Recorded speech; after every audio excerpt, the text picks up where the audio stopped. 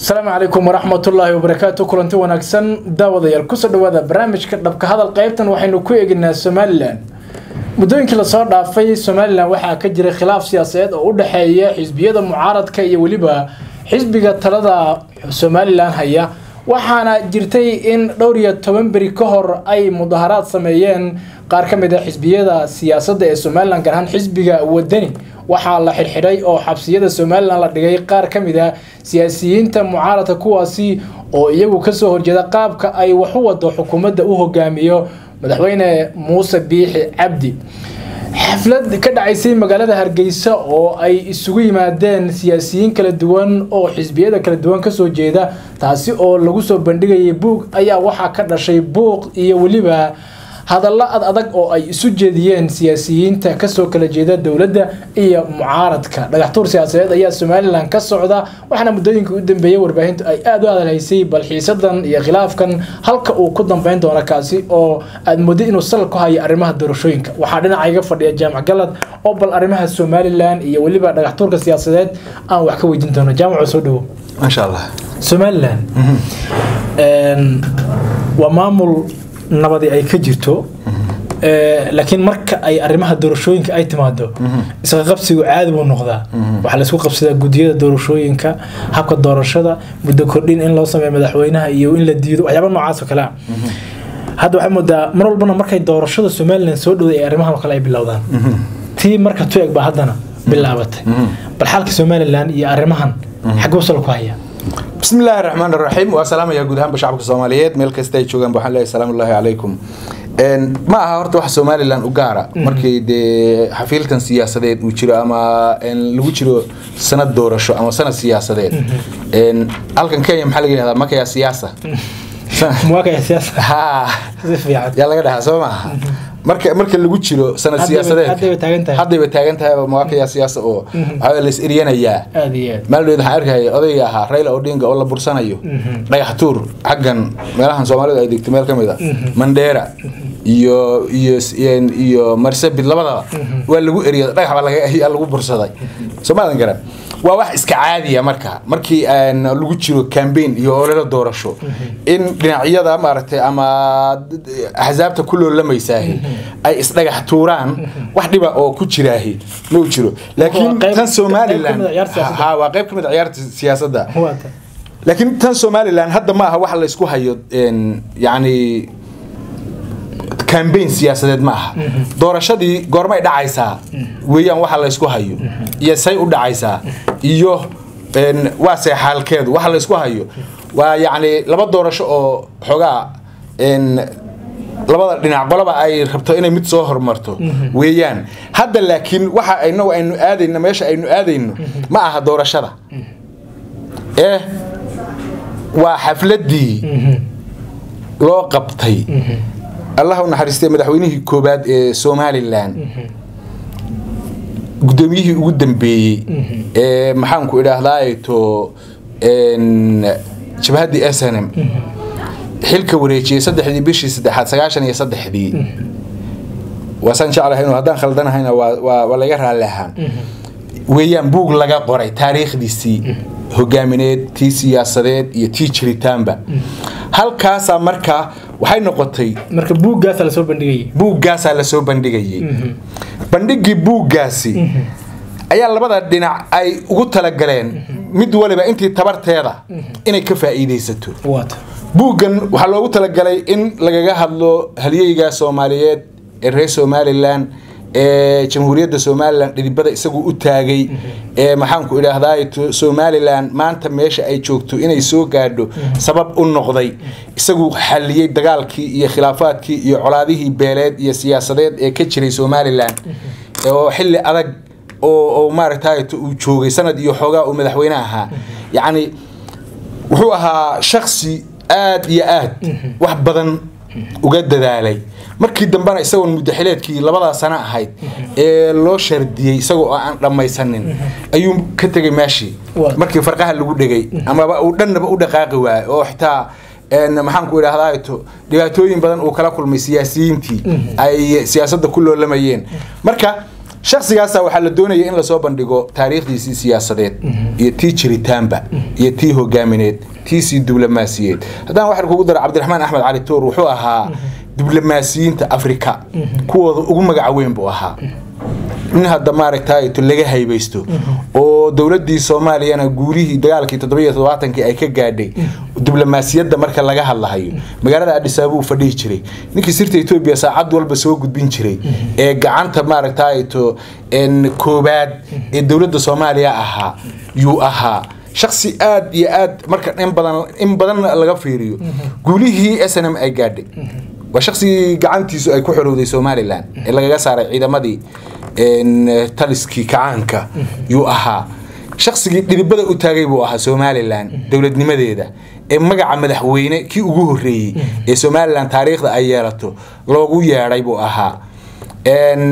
Soomaaliyana wuxuu ahaa diblomaasi weyn oo guushii ay ka gaadhay Ethiopia furayaasheedii buu kamid ahaa Cabdiraxmaan Axmed Cali Tuur shakhsi hal adag geesi dulqaad badan lagu sheego inuu ahaa hogaamiye maxaan ku mayal adag oo inta badan marka uu go'aamada qaato aan lagaga daba maaragtay to hadlin marka uu de waxalinayana leh karti iyo dulqaad iyo samir uu wax badan ugu adkaysto shakhsi leh buu ahaa waana yariyahay shakhsiyaadka noocaas in bini aadanka laga helo marka ninkii noocaas ah buugiisi la soo bandhigahay yaa wuxuu isu bedelay maxaan ku shimbira waaqlayn oo la isku shimbira waaqleeyay oo ninba nin eriyaday oo siyaasiyiintii ishayay meesha soo yimid siyaasiyiintii talada Somaliland kala dhacsanayay iyo aabihii dawladnimada Somaliland aabihii dawladnimada Somaliland waan ka xumaayay marka laga hadlayo yaani aabaha dawladda Somaliland ama jamhuuriyadda Somaliland nin kale oo lagu sameeyay karaahay ma uu jiro waxaan argay dad rag siyaasiyiin oo meesha ka hadlay oo يعني عقال باكوه الريالي وارون لكن ده عقال مدحوينا ما هين مركي سومالي لان أي سومالي يكون بيريسي عقال ما هين مدحوينا سومالي لان أي لا ذهي وجمهورية سومالي لان اللي يجاهدوا وانت الله قد واقعي ودت كذي كل واقعين وماشي اللي تجي يسوي مدحوينا كأ ما نشيلنا عقال سجى أو عبد هجامية سياسات هجامية جنا صدنا يصدق اللبان أو كونسل كي مركز سومالي لان أي لا هيدا يوم ماشي تجي مدحوينا ما هين مدحوينا سومالي لان أي يلاتو أو مجا مدحوين النمق قاطع نكى يقول ريبا ساس درادد وأبيه دولة نمد سومالي لان أبيه دولة نمد سومالي لان بوه نمان مركا يبو أن أبوه دولة دي ورسي كل عظمة يا سلاسة قليدية مركز يكشن برواقليين أديان وتاي وحال أركي سياسيين فربضان أو ماشى كهذي كوبدان أو لجو فوري أما لجو ريي أو غاركود إلى هايين وهذا خيره يا جري رج سياسة الصومال أما الصومال عن كهب نكن هذا أدوق الجوكر كي سياسة الصومال اللي بحلو حلا يا كم ذا مركا محيطها وجد كبوق ماشى الوصول بندقي أو لجو مهموسي مدحوينه يجوه الرياء Somaliland أسوه الجميل إن ماشي تسأل الله قانون لها الاحترام لها بوق لصواب بندقي حفلتنا إن سياسيين تي أيوة أي سكوك بصلا ماشي أو أي هذا لا سوق جديان أو ذاتك ماشي جونا أي كوريان أنت واضح ما هي موجنسة أريد أرد ولا دلنا ركبة اللي قسمي قرش اللي قصوا شقيه واه لبعض دينا عبنا أدا ويانا يان مركنا على غفيريو لكن أنا أدا وما وضع قيبنا يو أدا وحنصاريا حزب الحاكم كسومالي لان كل مية سبب إده وحي عبنا يهرت إيجا هاي لكن عبشة كتر قلبي هاي فماشي كده عبنا وانا لقو قيل dadkii meesha yimidna waxay ka dhigeen in xisbiyada wadani iyo mucaarad ay meesha keeneen ana waxaan arkaa marka qorshe siyaasadeed oo laga soo shaqeeyay oo loogu talagalay in dhabarka lagaga jabiyo ahzaabta mucaaradka ah oo kaarta kamida kaartooyinka siyaasadeed ee dawladdu ay adeegsanayso gaar ahaan xisbil xaakimku uu adeegsanayo inay kamid ahayd yaa ee muuqata maya qoladan de mucaaradku inta badan ma dhiifoona meeshana niman waxa maraya ku soo maxaan ku raggii aas-aasay jabhadii SNM maxamed kaahin axmed aad baan u ixtiraamaya waa oday Soomaaliyeed waa geesi waa nin waa maaragtay waliba wanaaga iyo masaalixda jecel laakiin habeenkii dhaweyto wuxuu iila muuqday hogaamiyaha fawdadii meesha ka socotay hogaamiyaha sababtoo ah wuu xukumay markaad xukun ridaysana waa laba mid weey inuu xukunkaasi si adigu aad iska u ridayso oo aad qolo wax ku jideynayso iyo inuu de xukun xalaal oo laga soo baaraandegay oo muddo laga soo shaqeeyay inuu yahay waxaan oo dhan marka yaa walaaqay waxaan oo dhan qorshahani qorshe wuxuu ahaa laga soo shaqeeyay ama qolada meesha joogta bamku ha ku dhex qarxo ama maxaan ku yiraahdaa iyagu ha wataan meesha waxa ku dhex qarxay nin la yiraahdo Salebaan Cali Koore marka waa jokerki waa Salebaan Cali Koore nin la yiraahdo wasiirka warfaafinta Soomaaliland oo beesha harti waqooyi ka soo jeeda yaa meesha ku dhex qarxay horta marka asaga bilaabay de waxa meesha xisbiya laga hadlaa xisbiya meesha golo siyaasadeed ma ahayn Soomaaliya garan aabihii dawladnimada Soomaaliland buug laga qoray yaa meesha la rabay in lagu iibiyo nin walibana wixii uu ka dhigi karo uu ka dhaho nin walibana laba buug iyo saddex buug oo hore u sii qaato meesha uu isaga tago qorshuhu intaas oo ah moogtahay Salebaan isagoo miinaysan buu meesha yimid wax harti la yiraahdo ku miinaysan gaanjadii inuu marka bahash ka gooyo meesha inuu dhex dhigay bug marka wuxuu weeraray meesha dhex waan anagu xageen u kacna xageen aadnaabu yaaba ku yeedhay waa wasiirkii warfaafinta xageen aadnaabu leeyahay mindida daabkeediina isaga haya oo waa wasiirkii warfaafinta dawladii ka cabanaysa dawladii baa beel ka cabanaysa maalin ba bidba inta soo maqiiqa wuxuu leeyahay buu yiri waa markaygii waa markan de waa sax waa markoodii adigu waa markaygii ma dhahdid yaa ku diidan marka miina lagu soo xidhay ninkan aad oo loogu talagalay meesha inuu ku dhex qarxo yaa aniga yaa ii muuqatay marka waxaan kala dhanna wuxuu ahaa falcelin ma hadlay waxa meesha ka dhacay oo falcelin ka dhalatay hadalkiisa anagu harti hadana xagee aadnaa harti meeshu aadahayo waa yaqaan harti dhulkiisa uu joogaa Soomaaliya garan adigana wakiil kama tihid noo doodman kuma aysan dhihin harti haday Soomaaliland waxooda ka dhacsanayaan dariiqay u marahayaan waa yaqaanaan Soomaaliya garan cid adigu wakiil uga tahay lafta hoose isagu uu yahay wakiil kama ah mana matali kara Salebaan Cali Koore Soomaaliya garan waan iska qaraabanayo oo xisbiga kulmiye la yiraahdo ka tirsan mana aha keligi markaan leeyahay yani nin qaraabanaya kasoo bilow ka ugu sareeya iyo ka ugu hooseeya siyaasadda waxa weeye waa koox iyagu maartay isla shaqaysanaya oo danahooda ka shaqeynaya mooyaane aan dana bulsho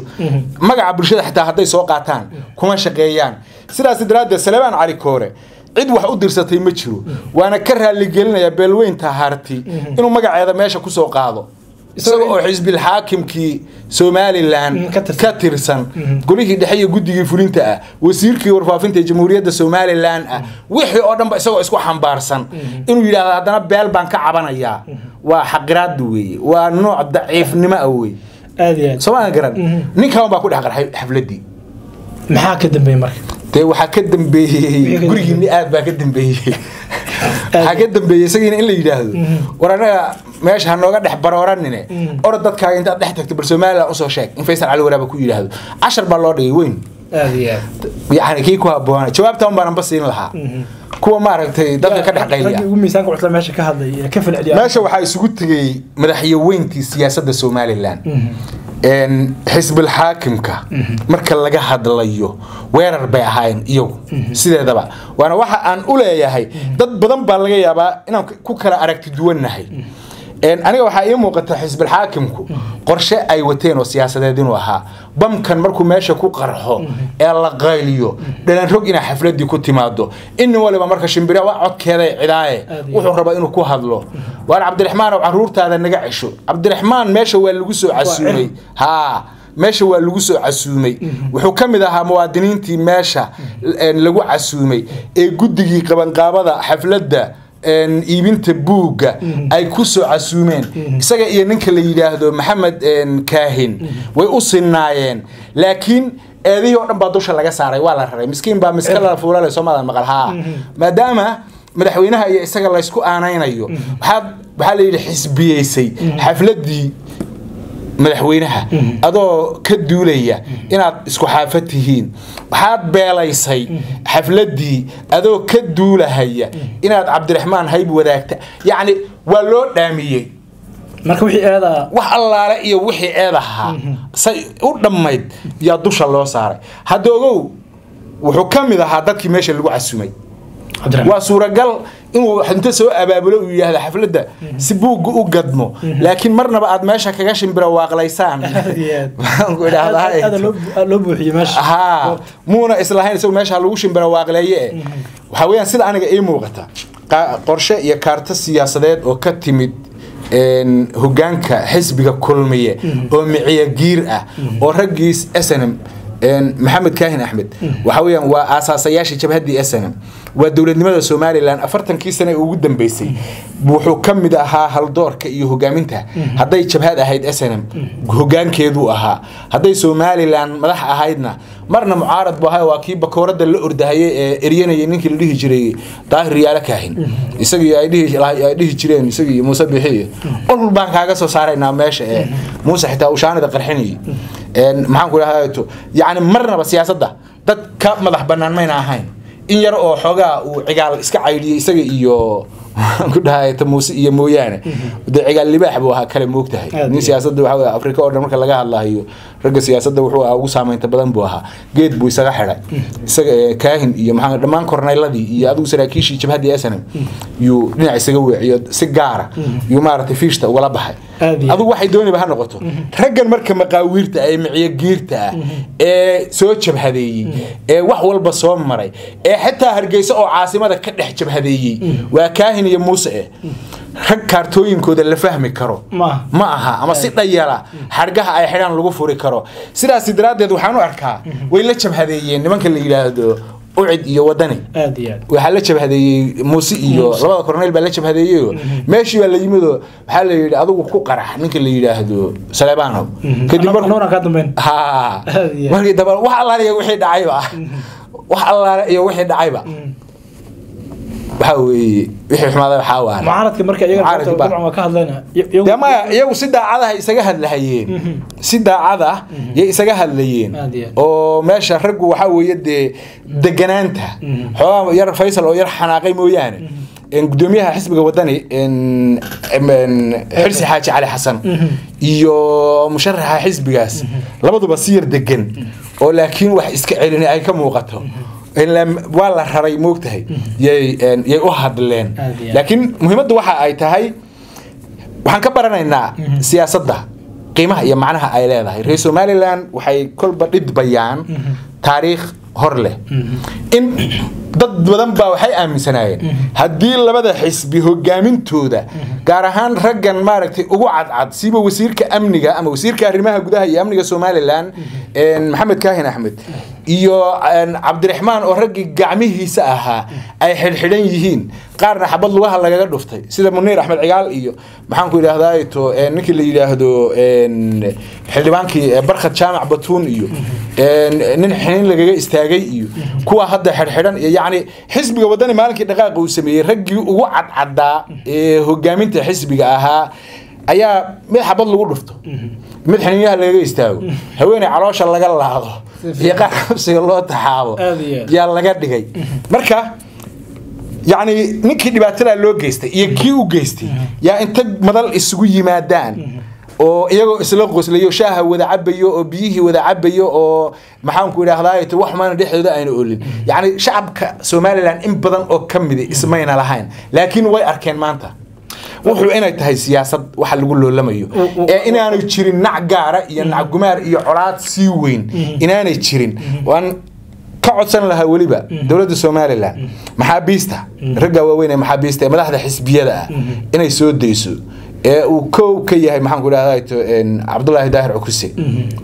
oo de shakhsi maaragta raggi Maxamed Kaahin ay isla soo jabeen inta uu maray la soo maray buu kamid ahaa maantana wuxuu ugu xidhan yahay aragti buu ugu xidhan yahay yani waxyaalo badan in laga xishoodo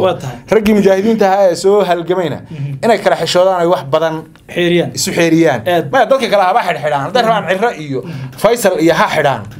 xisb markaa kacaanka ay la dirirayeen bay qayb ka ahaayeen laakiin raggii soo wada maaragtay harjaday inay wax badan isku xushmeeyaan yaa qiimo leh markay say dooni baa noqoto adigu meeshaas waxa ka wax barashana uga baahan tahay Soomaalida kale hal mar hadii intii ka dhacday meesha hotelkaas hadii ka dhacay waa taada ma san tahay hal su'aalan ku weydiinaya Somaliland muddo jirtaa aan Soomaaliya ka go'day bay iyagu sheegay in kastoo wali aan caalamka aqoonsanin amni baa ka jira xasilooni baa ka jirta oo de maamul baa ka jira kala dambeyn baa ka jirta hadana arrimaha siyaasadda markay noqoto de Soomaaliya kale limid yihiin in kasta dadka qaar ay leeyihiin si bal aqoonsiga ay doonayaan uu macna u yeesho waa in wax badan ay ka fogaadaan bay ahayd marka la fiiriyo hadda qaabka dad mudaharaadayo oo mudaharaad ama banaanbax dastuurkii uu ogol yahay oo nabadeed dhigaya la xabadeeyo oo qaar dhaawac yihiin siyaasiyiintii xabsiyada loo taxaabo iyagoo maartay mudaharaad uu sameeyo afku uu ka hadlo waxba sameyn marka la fiiriyo qaabkaas Somaliland barmadow kuma aha talaabooyinka ay qaadis ma labada korneel baa xogaa dulqaadkii baa ka yaraanaya mooyo dib kale ma jiro waa macaanad wadaashadii loo xaganayay kuraastana waa la jecel yahay meesha dib kale ma yaalo عكسة يرجع لها حدن رجي مدحيوين أسنا معها حويان واحد نلقى حشوده سمعها كلام هذه ودي وشالب سو قرب تاجنا موسيقى وحكوكة الحجري كاهن يحكوكة الحجري مرنا بنن أي قعنتو قبته عبد الله داهر عكسة ما أهين يحبنا بدن والله مذا سمعها كلام لكن تاسو واحد موجنا يسا دول قادر أنت يو إن ها ذكرنا لذا دلقاد موجود دورت عسكري وعسكري سيدا دبا مليه أنا وهذا مسبحي إن ولي هيركي إن وجود بيجي بقاري اسمه لكن واحد كلو إنه صوّا ذنك أد وجمرت يعني وجمرت ولا عقبة أو تنو هذا عانك وجود ذاتي إنه نقطه ويا سوا حكوا عن لبسنا إنه كورس وجبرنا أما هل سنة إنه وجود دارو قرر إنه واحد سيدي يعني عندي الأمريكا wadadka si uu soo daayo Somaliland ay u nabad gasho nabadeeda danba inoogu wada jirta oo ku wada nool lahay oo isku mid baynu nahay oo dhismaha Somaliland qof kasto oo Soomaaliya ayay wanaagiisa iyo sharaftiisa tahay si marka Somaliland nabad ay inoogu ahaato dadkuna horumarkooda iyo noloshooda ay ula xarbiyaan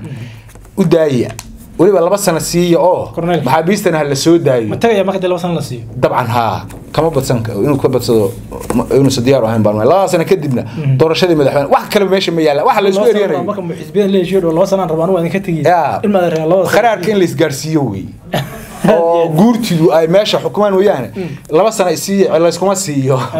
marka fudud la iskuma siiye waxa weeyaan wuu ruuxanaya markii qaar badan la xirxiro hadda qofka koowaad ee hadda la xiri lahaa waa xirsi qofka kaliya hadda Umar Barso dibka ugu badan ee haysta hadda Muuse iyo laakiin kuma dhaco hadda waa gudoomiyaha xisb isku mid Muuse iyo maxaan ku raahdaa iyo xirsi way siman yihiin darajada way is yaqaanaan ninka dibka ugu badan ku haya Muuse waa xirsi gaab aad ma santahay waxaan leenahay intii xikaftana gooni xafladaasna waxa weeyaan wiilkii buuga laga gato buugii baa la carqaladeeyay mooyaan dib kale meesha kama dhicine siyaasiyiintana hal la ogaado dadku yeesa ku kadsoomin dad waxaad arkaysaa maartay dhigooda 100 kama garaacayo war siyaasiga labada siyaasi iyaga iska kinxiga idinka ha way iswacayaan adigina meeshana meel cid aad ku xurtootay Soomaaliya garan marka cid beel gaar ah loo jeedahay ma jirto beel gaar ah wax loo diidan yahay ma jiro siyaasiyiin baa wax isu diidaysa siyaasiyiin baa wax kala eriyanaysa ayaga wax kala jiidanaya marka ku taageer oo kaliya siyaasiga aad taageersan tahay sidoo meesha ku gaari lahaa laakiin taageeradaadu yeesan noqonin inaad u dhibaatooto ama inaad u dhaawacanto ama inaad u dhimato ha kursi nin doonayo kursi oo nin doonayo waxa dawada qodobkan intaas ku soo gabagabeynaa tan iyo kulan dambe waxaan idinku dhaafaynaa sidaas nabadgeliyo